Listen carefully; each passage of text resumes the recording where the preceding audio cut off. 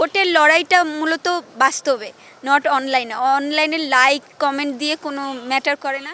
ঢাকা ইউনিভার্সিটিতে সমস্যার অভাব নাই এবং সমাজসেবা সম্পাদক হিসেবে যদি আমি নির্বাচিত হই, সর্বপ্রথমে আমার লক্ষ্য থাকবে নারীর হল সংখ্যা বাড়ানোর কাজটা।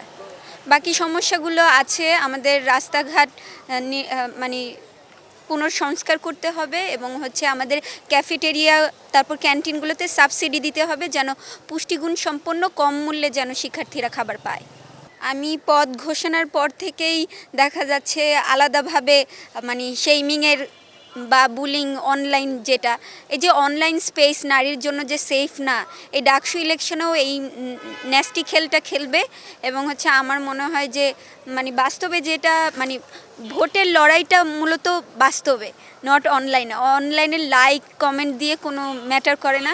আমার মনে হয় যে ভোটের লড়াইটা ক্যাম্পাসে যারা জনসংযোগে ভালো হবে এবং মানুষ হিসেবে ভালো থাকবে।